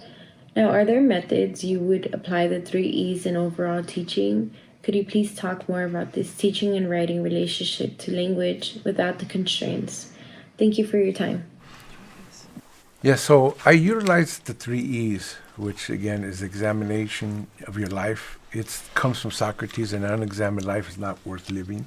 So the idea being that we should examine our life. Writing is a powerful way to look at all the nooks and crannies of who you are. Every corner, everything. What made you? What brought you in here? What is your nature? What is the nurture? Well, what is the environment? What is the inner? So to me, that's important. And then, of course, evoking means to go deep, mine. Like you're mining all the feelings, the thoughts, the gold as well as the mud, everything that's there. You got to mine, you got to go deep and find out everything that you can, from the traumas to the joys to the griefs to everything we're talking about. And then, of course, the expression is really how it gets shaped. And it can be shaped in all kinds of ways because, again, I look at a Shakespeare sonnet, very highly developed work at the time, iambic pentameter, blank verse, very powerful imagery, but there was also, in the essence of it, was wisdom, knowledge, teaching. They was trying to present something. It was a time when people combined them. If you ever read, especially in those times, but almost every culture had people that did that, So they had shapes, they had form. Form was important, but it was like we're saying, it wasn't the most important thing. The most important thing is, what are you saying? Why are you saying it? Why it needs to be said now? And then you can find the best form to shape that. So that's why I think about those 3 things. And I guess that has a lot, it just has to do with how I teach. And one of the things she asks is, how do you do that? And there's a lot of ways I do. I do it with metaphors. I find metaphors to be therapeutic, not just great language tools. If you have a metaphor, for example, I have these guys, I put them on a train. And I made up this metaphor, this prompt, but it's kind of complicated, but the guys in the prison love it. And not just guys, I always go to women's prison and juvenile halls, and I do it with all of them. I put them on a train. I say, you're on a train, and you're making 3 stops. And at each stop, you're going to get off, and you're going to drop off baggage and pick up baggage, and you're going to go back on the train. Tell me what each stop is, like when you first went to school, when they first had a girlfriend or boyfriend, whatever my case might be, or when they first were in prison, whatever it was. Tell me those 3 stops. And then tell me what you dropped off and what you picked up. Because we generally drop off more than what we pick up. Sometimes we don't realize. It's well, what did you learn? What did you get back from it? It evokes a whole message. That's nice. I'll do it. And I think those are the kind of prompts I like. Metaphors that are a little bit more creative, more evocative. And I come up with a lot of them, but that's one of them. So I use metaphors a lot. I think metaphors are very powerful tool, not just for writing, but getting deep into who you are. Well, especially that one, like, what baggage are you carrying, right? Yeah, because you have to add that, because if it's just a train, you're just a train of life. Yeah. But you're actually asking to think about a very important part. Like, I use other ones. I mean, like, I have this thing about your guitar, your 6 strings of the guitar. What are those 6 strings? How do you tune? All guitars have to be untuned and tuned. Every time you play them, you get untuned. So you got to tune them up. Okay, so what are the 6 strings you're tuning up? And they can say all kinds of things. They could say it's family. It could say it's personal. Whatever. It could be psychology, emotional, whatever. All kinds of things. They come up with it. And then how do you tune them up? Oh, I don't know. Well, think about it. How do you tune it up so that you're in tune? Because living makes it untuned. All these things are just to get them to think about, again, those 3 things: examining their life, evoking something deep, but also expressing it in a way that it could be understood for others. Good. Thank you. The next person is another person from my class, Nikayla Jefferson, and one of the things she'll have a question for you, and but I do want to say about she's somebody who's an activist in the climate movement. Oh, cool. And I think when you were talking about the earth and such, that I'm sure that's resonated with her, and her question is related to that. My name is Nikayla. I'm a graduate student at UCSB and also an organizer in the climate movement. And my question is, coming from this background as an organizer and also a woman of color, I really struggle with the line between reform and a revolution. So my question for you is, how do you strike a balance? How do you know when reform is enough for the time being? And secondly, given that reform ultimately is not enough, how do we heal as a society to move closer to a revolution? Thank you. That's very good. I would say every reform to me is part of the revolution. In other words, what I would say is you got to stretch capitalism beyond its ability to meet any of it. You can't just say, well, just give us a little bit what you can do and then we'll walk away. If you say we want no more poisoned earth, capitalism can't meet that. But you got to fight for that. Now, they'll meet part of it, there'll be some gas emissions things, or, how it is. But then you got to say, fine, I'm going for that, but I'm stretching it further. You got to stretch the capitalism to where it can't meet it. So then it begins to fall apart on its own weight or inability to have weight. You know what I mean? That's one way to look at it. So, I look at it as revolution, the resolution of all the reforms. All the reforms. Revolution to me is like, it should be. Sometimes it isn't. It's not just tearing up things. It's not just burning buildings and everything else. It's also about building a foundation for a new house. It's like, and we forget that foundation takes brick by brick, layer by layer of work. We're forgetting that building of a new house. While we're fighting for reforms, we should be building a new house because this house is tumbling down. We already see the pandemic proved how bad everybody was about being able to respond. So, but are we just going to tear down the house? Are we just going to walk around in ruins? No, let's build a foundation of a new house. Every revolution is going to be the pulling together of all the reforms. And every reform is going to lead to a revolutionary conclusion. That's the way I look at it. I hope so. Yeah. Well, yeah. It takes attention, organization, thinking, imagination. It's something to work for, definitely. Yeah. So we do have some more comments on chat, but also want to invite other people that if they'd like to contribute, please ask your questions. This is, we have the man here to answer them. So this one is from Darren Lara. Luis, you brought up that you've been Catholic, atheist, and studying Buddhism. How has religion played a role in your life to get in touch with your roots? Well, I look at it more like a spiritual thing than religion, because I wasn't into religion. And I'm not against religion. I'm just saying that for me it was more of not naming it necessarily. It's like spirit, I don't think cares about what you name it. We care about it as human beings, and it's okay. It's valid. You want to name Brahma, you want to name Allah, you want to name it Jehovah, or you want to name it Ometel, whatever it might be. Naming it's good for us. Spirit could give a hoot, because spirit is beyond names and beyond the bounds of nature or anything. There is, it's a boundless world. It's a world, whatever that world, the world behind the world. You know what I'm saying? And we tap into it when we create that intersection between both. To me, sacred spaces is when the material world and that other world meet. Gracias a Dios talked about Nepantla, and I always take it further, Nepantla, that in-between space, that space where we all seem to be, and we kind of are being Chicano, Chicanas, Chicanex, whatever we might be, is also, we're in that space. We're not here, not there, but that's okay. That's a space in which the intersections happen. You know what I mean? Mm-hmm. It's like when you're walking down the ocean and you're in the sand and the ocean. I find it very meditative, healing to walk between the water and the sand. Mm-hmm. That space between them, So I think that's what's important for me, is not so much a religion. Again, if you have one, all power to you. But again, all religions coming to the same conclusion. If you limit it to say, well, it's just going to make me a better Christian, that's fine. That's good.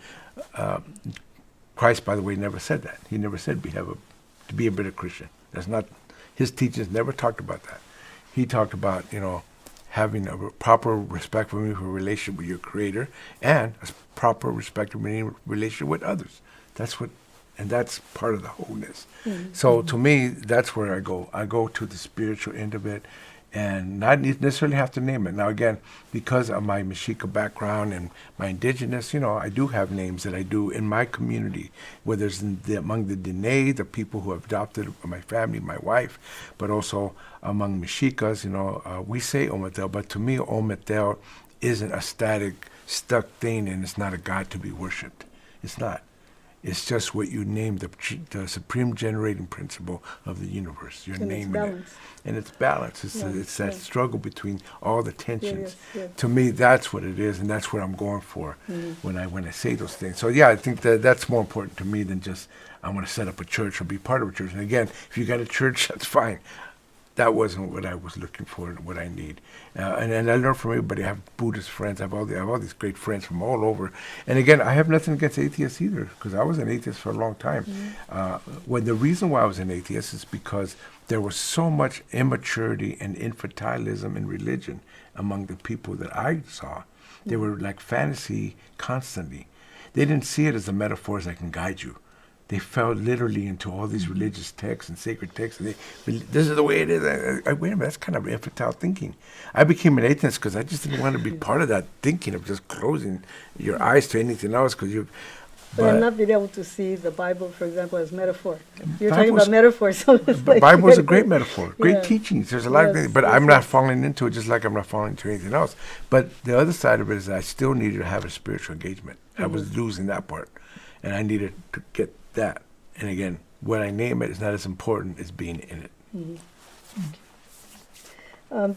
This question is, we're talking again about religion, but it says you mentioned religion and indigeneity. Can you talk about the idea of being native, even if you don't have direct ties to native roots?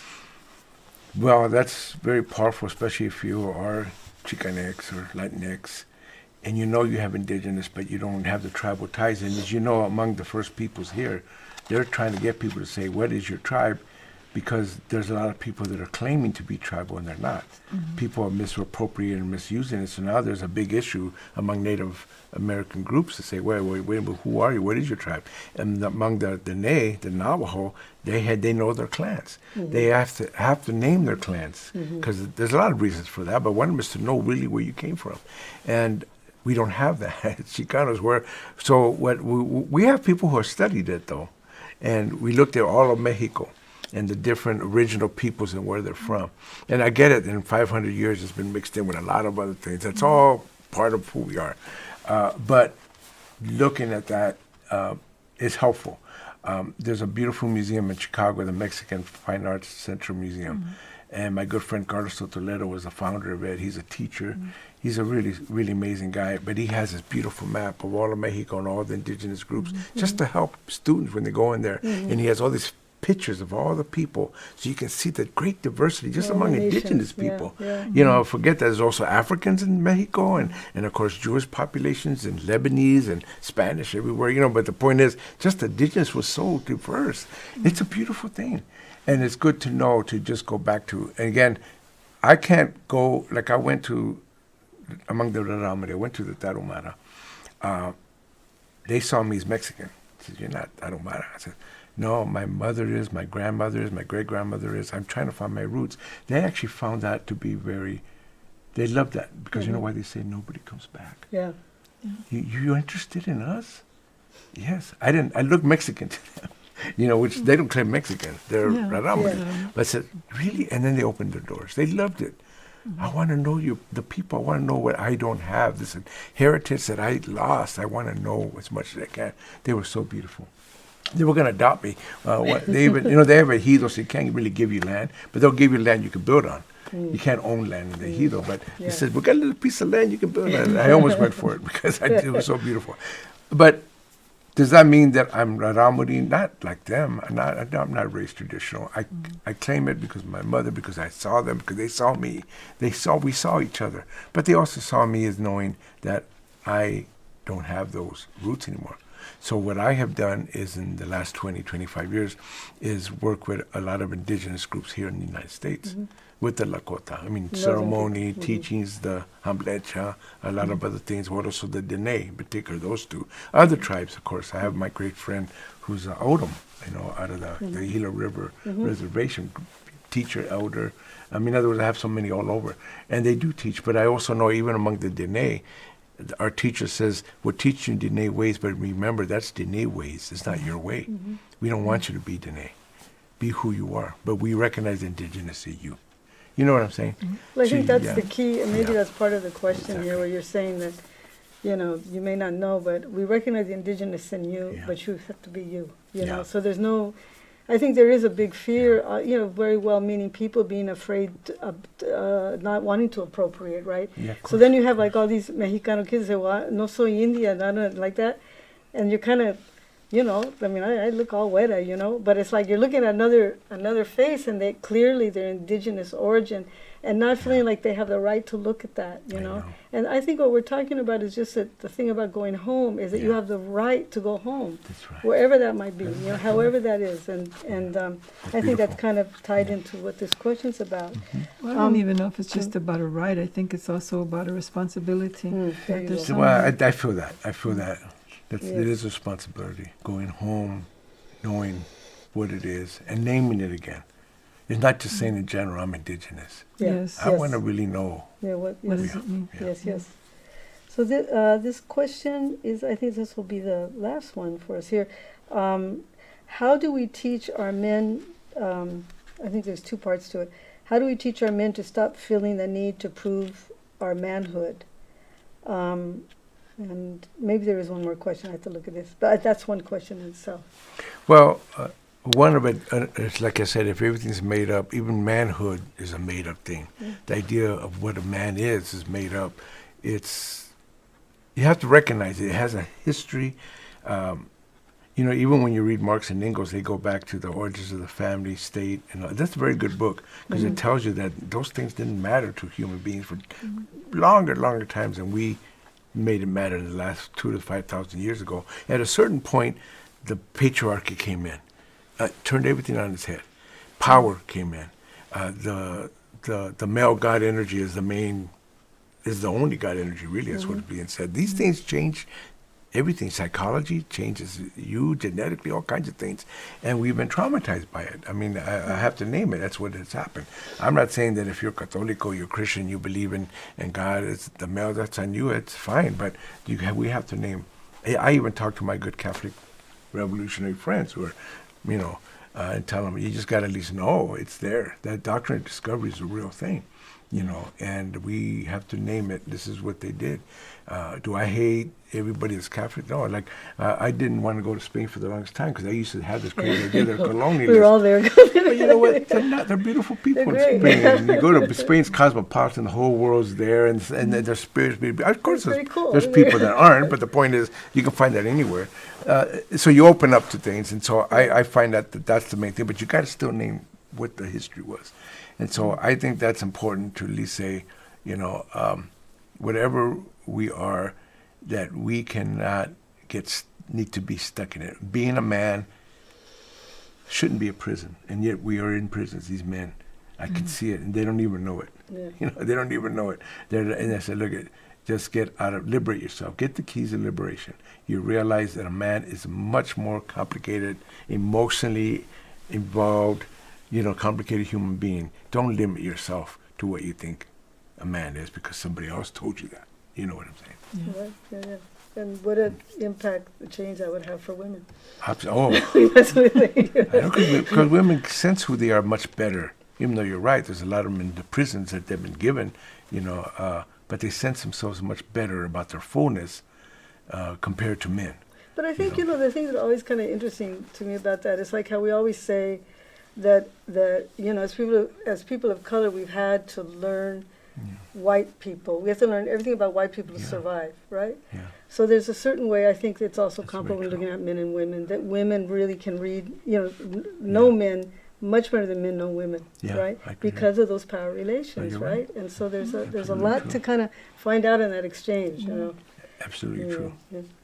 Anyway, so I think the last question we had already covered it. Okay. You know, so we're going to kind of bring this to a close now, and I want to thank a bunch of people before I thank you. But Maya Gomez, our associate director, Stephanie Rubio, our publicist, Mariela Aguilar, our program coordinator, graduate student research assistant, our interns, Yesenia, and Angel and Vanessa. And also Alma Trejo Rodríguez and the Kerr Media Center, who put all this together. They're very professional, and it's really a pleasure to work with them.